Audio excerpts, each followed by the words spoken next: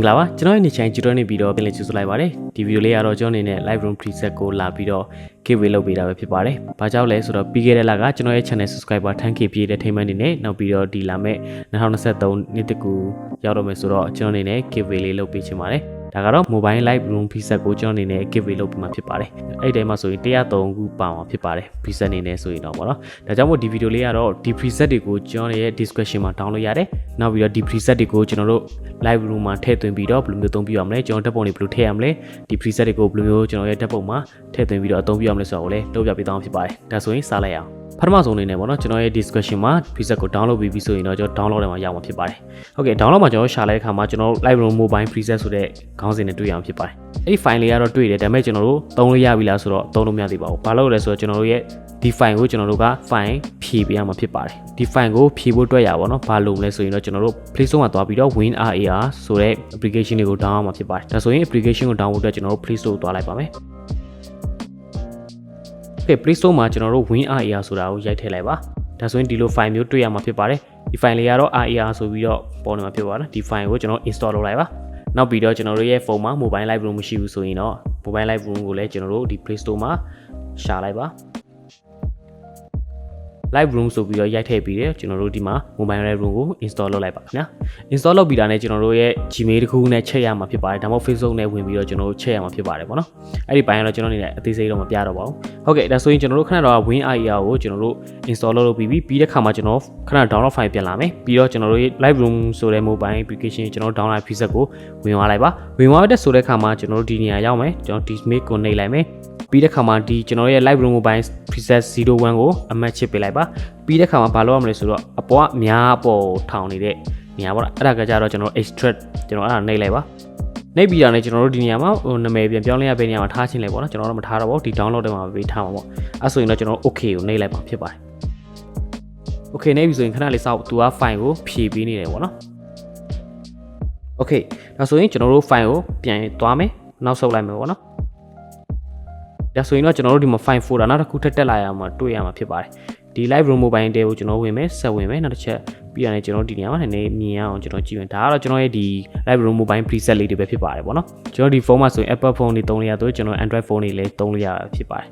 ်ဒီထဲမှာဆိုရင်တော့103ခုလောက်ရှိမှာဖြစ်ပါတယ်ပေါ့နော်အဲ့ဆိုရင်တော့ဒီ preset တွေကိုကျွန်တော်တို့ကဖုန်းထဲမှာရောက်လာပြီဒါပေမဲ့ကျွန်တော်တို့ရဲ့ Lightroom နဲ့ဘယ်လိုမျိုးသုံးပြရမလဲဆိုတော့လုပ်ပြပေးသွားမှာဖြစ်ပါတယ်ဒါဆိုရင်အရင်ဆုံးကျွန်တော်တို့ Lightroom မှာဝင်မယ်ကျွန်တော်တို့ဓာတ်ပုံတွေဘယ်လိုထည့်ရမလဲနောက်ပြီးတော့ဒီ preset တွေကိုဘယ်လိုမျိုးထည့်ရမလဲပြီးတော့ဘယ်လိုမျိုးပြန်ပြီးအသုံးပြုရမလဲဆိုတော့လုပ်ပြပေးသွားမှာဖြစ်ပါတယ်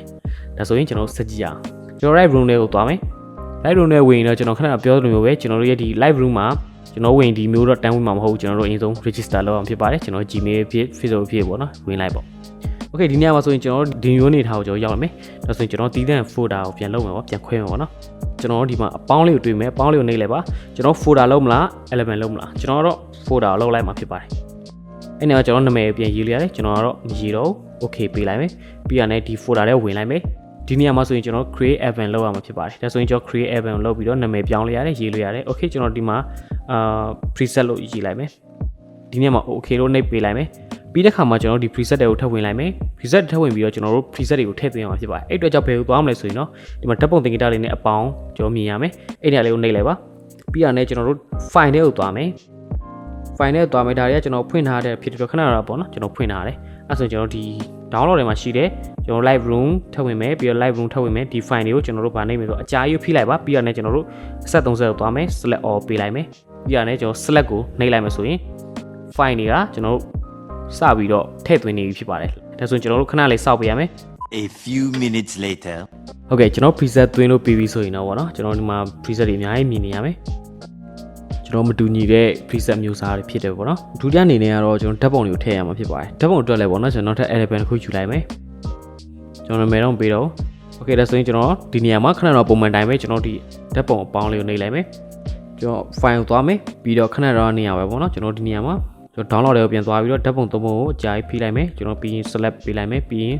select ကိုရွေးပြီးတော့ကျွန်တော်ခဏလေးပြန်စောင့်ပေးပါတော့ဓာတ်ပုံသုံးပုံထည့်သွားမှာဖြစ်ပါတယ်ဒါဆိုရင်ကျွန်တော်ဓာတ်ပုံတွေကတော့ကျွန်တော်တို့ဒါလုံးဝ effect မထည့်ရသေးတဲ့ဓာတ်ပုံပေါ့နော်ကျွန်တော်လုံးဝ effect မထည့်ရသေးတဲ့ဓာတ်ပုံတွေဖြစ်တယ်ပေါ့နော်ကျွန်တော်preset မှာတော့ပြန်ကြည့်မယ်ပေါ့နော် preset မှာကျွန်တော်ဘယ်အရာကိုလိုချင်လဲဆိုတာကိုကျွန်တော်တစ်ချက်ကြည့်မယ်ပေါ့နော်ကျွန်တော်ရွေးကြည့်မယ်ကိုကြိုက်တဲ့ဓာတ်ပုံကိုရွေးပေါ့နော်ဒီ ဒီနေရာမှာဆိုရင်ကျွန်တော်တစ်ခုမှချင်တာကတော့ preset ထည့်လိုက်တာနဲ့ကျွန်တော်ဓာတ်ပုံကဒီရောင်တိုင်းဖြစ်သွားမယ်လို့ကျွန်တော်မဆိုလို့ဘာကြောင့်လဲဆိုတော့ဓာတ်ပုံရိုက်တဲ့ခါမှာတယောက်နဲ့တယောက်အလင်းရောင်တွေရိုက်ချက်တွေလည်းမတူဘူးလင်းရောင်လည်းမတူတဲ့အတွက်ဒီ preset ကိုထည့်လိုက်တာနဲ့ကျွန်တော်ဒီဓာတ်ပုံကဒီ preset တွေကပြထားတဲ့ပုံအတိုင်းပေါ်လာမှာမဟုတ်ပါဘူးဒီတွေကပုံဖြစ်အောင်ကျွန်တော်တို့ကပြန်ပြီးတော့နည်းနည်းလေးပြန်ပြီး adjust လုပ်အောင်ပေါ့နော်ချိန်ကြီးပေးရမှာဖြစ်ပါတယ် lighting တွေမှာသွားပြီးတော့ကျွန်တော်ရဲ့ဓာတ်ပုံကရိုက်လာတဲ့ငကိုတွေကမောင်နေဒီ effect ထည့်လိုက်တဲ့ခါမှာလည်းပိုပြီးလင်းသွားတာမျိုးတွေတအားမောင်သွားတာမျိုးတွေဖြစ်တတ်တယ်အဲကြောင့်ကျွန်တော် light တွေမှာသွားပြီးတော့ကျွန်တော်ချိန်ရမှာဖြစ်ပါတယ်ခဏကြာကျွန်တော်ပြန်ပြီးတော့ချိန်ပြမှာဖြစ်ပါတယ်ပေါ့နော်โอเคဒါဆိုရင်ဖထမဆုံးဒီပုံကျွန်တော်ကြည့်လိုက်မယ်ဒီအရောင်လေးကိုနည်းနည်းလေးကြိုက်တယ်ပေါ့နော်ဒီအရောင်လေးကိုကြိုက်တဲ့အတွက်ကျွန်တော်တို့ကဒီဓာတ်ပုံတွေကအရောင်ကိုဒီ preset တွေကအရောင်ကိုကျွန်တော်တို့ကကူးပြီးတော့ကျွန်တော်တို့ရဲ့ခဏတော့ effect မလုပ်ထားတဲ့ပုံမှာကျွန်တော်တို့ကသွားပြီးတော့ fade လုပ်ရမှာဖြစ်ပါတယ်အဲ့အတွက်ကြောင့်ဒီဓာတ်ပုံကျွန်တော်ကြိုက်ပါပြီဆိုရင်တစ်ချက်လောက်နှိပ်လိုက်မယ်ပြီးတော့ဒီအဆက်လေး30လေးကိုကျွန်တော်နှိပ်လိုက်မယ်ပြီးတော့လည်းကျွန်တော် copy setting ဆိုတဲ့ဟာကိုကျွန်တော်နှိပ်ပေးရမှာဖြစ်ပါတယ်နှိပ်ပြီးတော့လည်းကျွန်တော်အမတ်ချစ်ကိုထပ်ပေးရမှာဖြစ်ပါတယ်အဲ့ဒီကရှိတဲ့ဟာတွေကိုကျွန်တော်အမတ်ချစ်တွေကိုမဖြောက်အောင်ပေါ့နော် setting နှိပ်သွားလိုက်ပါပြီးတော့လည်းကျွန်တော် best page ကိုပြန်သွားမယ်ကျွန်တော်ပြန်သွားပြီးတော့ကျွန်တော်ဓာတ်ပုံမှာသွားမယ်အဲဆိုကျွန်တော် number 1ဓာတ်ပုံမှာကျွန်တော်ဝင်လိုက်မယ်ခဏကျွန်တော်ကူးလာတဲ့ copy setting လောက်ထားတဲ့အရာကိုကျွန်တော်တို့ကဒီဓာတ်ပုံရဲ့အဆက်30ကိုပြန်နှိပ်မယ်တစ်ခေါက်ဒီနေရာမှာကျွန်တော်တို့ copy setting ကိုနှိပ်စရာမလိုဘဲနဲ့ကျွန်တော်တို့ page setting ကိုပြန်လုပ်ရမှာဖြစ်ပါတယ်ဟိုဓာတ်ပုံမှာရှိတဲ့ setting တွေကိုဒီဓာတ်ပုံမှာလာပြီးတော့ကူးလိုက်တဲ့ပုံစံမျိုးပေါ့နော်အဲဆိုရင် page setting ကိုနှိပ်လိုက်မယ်ခဏလေးစောင့်မယ်โอเคဒါဆိုရင်တော့ခဏတော့ကျွန်တော်တို့လိုချင်တဲ့ပုံစံမျိုးနဲ့ဒီပုံစံနဲ့ကိုက်ညီမှုရှိလားကျွန်တော်ကြည့်လိုက်မယ်โอเคဓာတ်ပုံကတော့ပြောမှဆိုရင်တော့โอเคတော်ပြောင်းလဲမှုလေးရှိလာတာပေါ့နော်ဒါပေမဲ့ကျွန်တော်တို့ကအရင်မကြိုက်သေးဘူးပြောင်းလဲခြင်းသေးတယ်နည်းနည်းပါကိုလိုချင်သလိုနည်းနည်းလေးပေါ့နော်အဲဆိုရင်ကျွန်တော်တို့ဘယ်မှာပြောင်းလဲရဆိုတော့ lighting ကျွန်တော်တို့ color မှာ2မျိုးမှာပြောင်းလို့ရပါတယ် lighting မှာကျွန်တော်ချက်ကြည့်မယ်သူအနေနဲ့ lighting ဆိုတော့မစိုးတော့မစိုးပါဘူးဒါပေမဲ့ lighting မှာသူ exposure နည်းနည်းများနေလားကျွန်တော်3ညပဲထားမှာပေါ့နော်ကျွန်တော်ပုံဒါဆိုရင်ရမ်းမလင်းတော့ဘူးပေါ့နော်ဒါပေမဲ့လည်းကျွန်တော်ခဏတော့သူပုံလောက်တော့ exposure လောက်တော့နည်းနည်းကြိုက်နေပြီကျွန်တော်ဒီနေရာမှာဘာပြန်ပြောင်းမလဲ shadow ကိုကျွန်တော် short မလားเนาะ shadow နည်းနည်း short မယ်ကျွန်တော်ပြန်ပြီးတော့ပြောင်းလဲလို့ရတယ်ပေါ့နော် okay ဒီပုံမှာကြည့်ရသလားတော့တော်တော်လေးကိုအဆင်ပြေတယ်ပေါ့နော်ဒါမှမဟုတ်ရိုက်တယ်ကအရန်လည်းမလင်းဘူးသူ့ပုံကအရန်လည်းမောင်အောင်ပေါ့နော်ပုံမှန် original မှာဆိုရင်တော့ပုံမှန်အရောင်နဲ့balance ဖြစ်နေတဲ့အတွက်ပေါ့နော်နည်းနည်း preset ထည့်လိုက်တဲ့ခါမှာတခါတည်းတဲ့သွားတာပေါ့နော်ကျွန်တော်ရိုက်လာတဲ့ပုံကအရန်လင်းနေတယ်အရန်မောင်နေတယ်ဆိုရင်တော့ဒီလိုမျိုးပုံစံမျိုးဖြစ်လာမှာမဟုတ်ဘူးပေါ့နော်နောက်ပုံသွားကြည့်မယ်โอเคဒီနေရာမှာကျွန်တော်တို့30ကိုသွားမယ်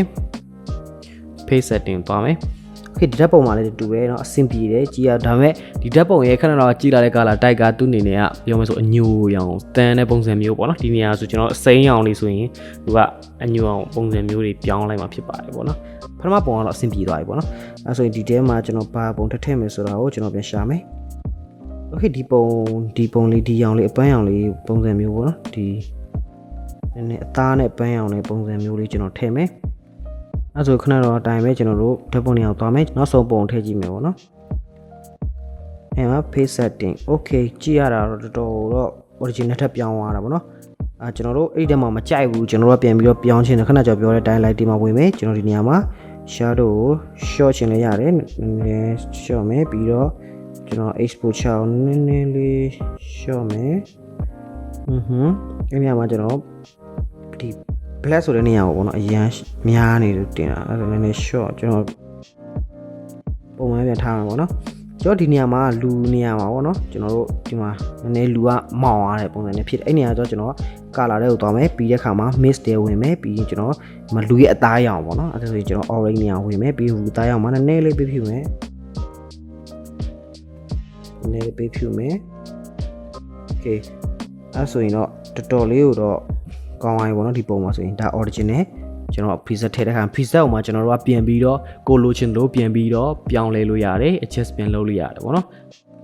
ဓာတ်ပုံပြင်တဲ့နေရာမှာကျတော့တယောက်နဲ့တယောက်ကအမြင်မတူဘူးလိုချင်တဲ့ပုံစံလည်းမတူတဲ့အတွက်ပေါ့နော်ကျွန်တော်တို့ဒီ preset ထည့်တဲ့အခါမှာကျွန်တော်တခြားအရောင်တွေဖြစ်သွားတယ်ဘယ်လိုဖြစ်သွားဒါပေမဲ့ကိုလိုချင်တဲ့အရောင်ကိုပြန်ပြီးတော့လည်းလိုက်လို့ရတယ်ကိုဒီ preset အရောင်ကိုမှကောင်းအောင်ကိုထပ်ပြီးတော့လည်းဖန်တီးလို့ရတယ်ပေါ့နော်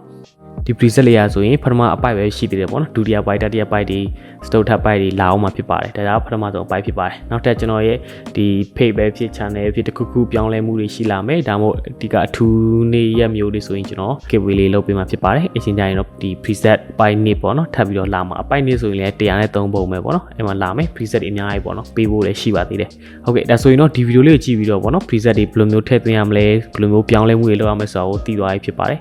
ဒါဆိုရင်ဒီပုံကိုဘယ်လိုမျိုးထောက်အောင်မဆိုတော့တစ်ချက်လောက်ပြမယ်ပေါ့နော်ဒီပုံလေးကိုကျွန်တော်တို့ export လုပ်မယ်ဆိုရင်ဒီအဆက်34လေးကိုနှိပ်မယ်ပြီးရင်ကျွန်တော်တို့ save to device လေးနှိပ်လိုက်ပါအဲဆိုရင်တော့ပုံကိုကျွန်တော်တို့ exporting လုပ်နေဖြစ်ပါတယ်ဒါဆိုရင်ဓာတ်ပုံကိုကျွန်တော်ဖုန်းလေးတွေက gallery တွေကိုရောက်သွားပြီဖြစ်ပါတယ်ဟုတ်ကဲ့ဒါကတော့ဓာတ်ပုံထုတ်တဲ့နည်းလမ်းပဲဖြစ်ပါတယ်တခါလဲကျွန်တော်ပြောပြပေးသွားတာပဲဖြစ်ပါတယ်ဟုတ်ကဲ့ကျွန်တော်ဒီဗီဒီယိုလေးကတော့ဒီလောက်ပါပဲနောက်ထပ်ဗီဒီယိုတစ်တွေကိုလည်းကျွန်တော်ဆက်လက်ပြီးတော့လုပ်သွားမှာဖြစ်ပါတယ်ကျွန်တော်ရဲ့ channel မှာပေါ့နော်အခုဒီကြည့်ရှုလေ့လာအားပေးနေကြတဲ့သူအားလုံးကိုကျေးဇူးတင်ပါတယ် Happy New Year ပါ Thank you ပါ